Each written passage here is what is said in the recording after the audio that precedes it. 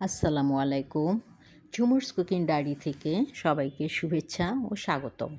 কেমন আছেন আমার রন্ধনপ্রিয় বন্ধুরা? আলহামদুলিল্লাহ, আশা করি যে যেখানে আছেন ভালো আছেন, সুস্থ আছেন। তো বন্ধুরা, আজকে আমি কিভাবে স্বাস্থ্যসম্মতভাবে এবং সহজভাবে চটপটি রান্না করা যায় সে রেসিপিটি আপনাদের সাথে শেয়ার করার চেষ্টা করব। তো যাই হোক, এই ডাবলিগুলি বা চটপটির ডাল আমি রাতের বেলা ভিজিয়ে রেখেছিলাম। সারা রাত ভিজে এই ডাবলিগুলি ফুলে ডাবল হয়ে গিয়েছে। তো এখন আমি এগুলি ভালো করে ধুয়ে নিয়েছি এবং পর্যাপ্ত পরিমাণে পানি দিয়ে চুলাতে সিদ্ধ বসিয়ে দিব। যেহেতু সারা রাত্র ভিজা ছিল, তাই খুব তাড়াতাড়ি সিদ্ধ হয়ে যাবে। পর্যাপ্ত পরিমাণে পানি দিব এবং পানিটা একবারই বেশি দিব, যাতে চটপটি তৈরি করার সময় আর পানি মিক্সড করতে না হয়, তাহলে পানসে হয়ে যাবে। দিয়ে দিলাম 1 চামচ লবণ। লবণটা আমি একবারই দিয়েছি এবং দিয়ে দিব 1 চামচ হলুদ। হলুদটা দিলে চটপটির ডালের ফ্যাকাশে ভাবটা থাকবে না, আর চটপটিতেও একটা সুন্দর একটা কালার চলে আসবে। এখন আমি এই হাঁড়িটা ঢাকনা দিয়ে ঢেকে চুলাতে বসিয়ে দেব। বসিয়ে দিলাম চুলাতে। তো যাই হোক বন্ধুরা, যে যেখান থেকে আমার এই ভিডিওটি দেখছেন, আশা করি লাইক কমেন্ট রেখে যাবেন, কারণ আপনাদের মূল্যবান একটি কমেন্ট আমাকে পরবর্তী রেসিপি নিয়ে আসতে উৎসাহিত করে। যাই হোক, এখানে আমি চটপটির জন্য একটা মশলা তৈরি করে নেব। আমি কোনো প্যাকেট মশলা ব্যবহার করব না, ঘরে থাকা উপকরণ দিয়ে আমি আজকে চটপটির রেসিপিটা করে নেব। নিয়ে নিলাম শুকনা মরিচ, নেব 1 চামচ ধনে, 1 চামচ পাঁচফোড়ন, দেব 2 টুকরা দারচিনি এবং 2টা এলাচ। এগুলো ভালো করে ভেজে নিতে হবে, যাতে কাঁচা গন্ধটা না থাকে এবং সুন্দর একটা স্মেল বের হয়। ভালো করে আমি ভেজে নিচ্ছি। এর মধ্যে আমি দিয়ে দেব 1 চামচ বিট লবণ। সুন্দর স্মেল বের হয়ে গিয়েছে। এখন আমি 1 চামচ বিট লবণ দিয়ে এটা ভেজে নিব, যাতে মশলার এই ফ্লেভারটাকে লক করে রাখে। তাই দিয়ে দিব আমি 1 চামচ বিট লবণ। বিট লবণটা দিয়ে একটু ভাজা ভাজা করে আমি ব্লেন্ড করে এই মশলাগুলি গুঁড়া করে নেব। হয়ে গিয়েছে আমার ভাজা। এখন আমি চলে যাব ব্লেন্ড করতে এবং মশলাগুলি এখন আমি সুন্দর একটা চটপটির স্পেশাল মশলা তৈরি করে নেব। তো যাই হোক বন্ধুরা, আমার এই চটপটির মশলাটি ভাজা হয়ে গিয়েছে। এখন গুঁড়া করে নিয়েছি। দেখতে পাচ্ছেন বন্ধুরা, চটপটির একটা মশলা তৈরি হয়ে গিয়েছে। এবং যে যেখান থেকে আমার এই ভিডিওটি দেখছেন, যাদের ভালো লাগবে এবং সহজ মনে হবে আমার এই রেসিপিটি, তারা অবশ্যই শেয়ার করে রাখবেন, যাতে আপনাদের প্রয়োজনের সময় এই রেসিপিটি তৈরি করে নিতে পারেন।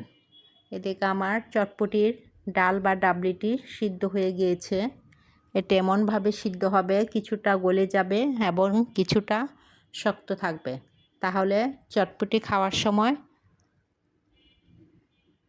ভালো একটা টেস্ট পাওয়া যাবে। তো যাই হোক, আমার চটপটিটা সেভাবেই ডালগুলি সিদ্ধ হয়ে গিয়েছে। এখন ডালের যে খোসাগুলি পানিতে ভেসে গিয়েছে, সেই খোসাগুলি আমি চামচ দিয়ে ফেলে দিব। চামচ দিয়ে আমি খোসাগুলি উঠিয়ে নিচ্ছি। এর মধ্যে আমি 2টা ডিম এবং আলু সিদ্ধ করে নিয়েছি।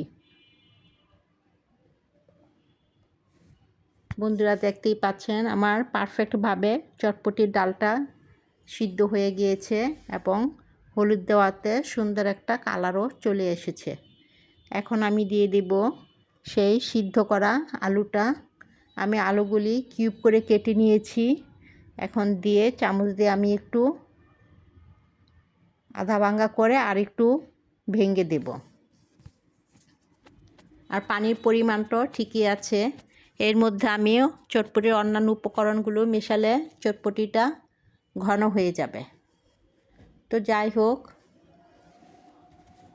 বন্ধুরা, চটপটি এমন একটি লোভনীয় খাবার, ছোট বড় সবাই পছন্দ করে, এবং সেটা যদি হয়ে থাকে ঘরে তৈরি স্বাস্থ্যসম্মত, তাহলে তার কোনো কথাই নেই। তো এদিকে আমার চটপটির ডালটা পারফেক্টভাবে হয়ে গিয়েছে। এখন আমি তৈরি করে নেব চটপটির জন্য টক পানি।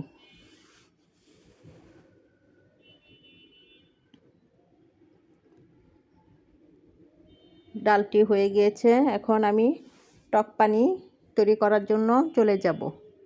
টক পানি তৈরি করতে আমি তেঁতুলটা আগেই কুসুম গরম পানিতে ভিজিয়ে রেখেছিলাম।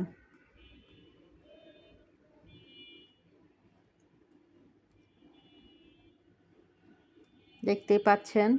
এখন আমি সেই চটপটির মধ্যে আমার স্পেশাল মশলাটা দিয়ে দিব। দিয়ে দিলাম 2 চামচ চটপটির মশলা। এখন এটা ভালোভাবে নেড়েচেড়ে দিচ্ছি। হয়ে গিয়েছে আমার পারফেক্টভাবে চটপটির ডালটা, একদম লবণ সব কিছু পারফেক্টভাবে হয়েছে। আমি একটু টেস্ট করে নিয়েছি, লবণটাও ঠিক পারফেক্টভাবে। এদিকে আমার টক পানিটাতে দিয়ে দিলাম 2 চামচ বিট লবণ, দিয়ে দেব সেই চটপটির মশলাটা 2 চামচ,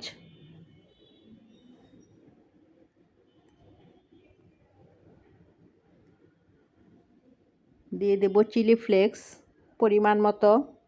ঝাল আপনারা এটা আপনাদের পছন্দ অনুযায়ী দিবেন, এবং পরিমাণ মতো লবণ দিয়ে দেব।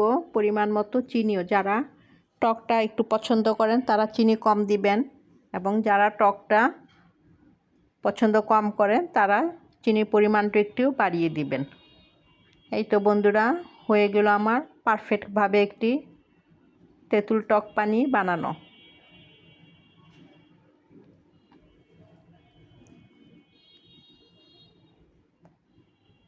হয়ে গিয়েছে আমার টক পানিটা।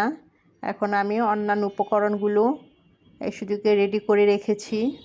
নিয়েছি 2টা ডিম, পেঁয়াজ কুচি, ধনেপাতা কুচি, গাজর কুচি, শসা কুচি, কাঁচামরিচ কুচি, এবং পরিমাণ মতো চিলি ফ্লেক্স।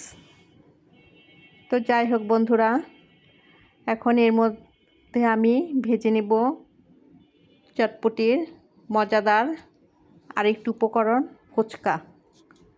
ফুচকাটা আমি লাল লাল করে ভেজে নিলাম। হয়ে গেল আমার সহজভাবে চটপটি বানানো এবং স্বাস্থ্যসম্মত একটি লোভনীয় খাবার। তো বন্ধুরা, যে যেখান থেকে আমার এই ভিডিওটি দেখছেন, সবাই ভালো থাকবেন, সুস্থ থাকবেন, নিজের যত্ন নেবেন। ফিরে আসবো আবার নতুন কোনো রেসিপি নিয়ে। ততদিনে সবাই সুস্থ থাকবেন। আল্লাহ হাফেজ।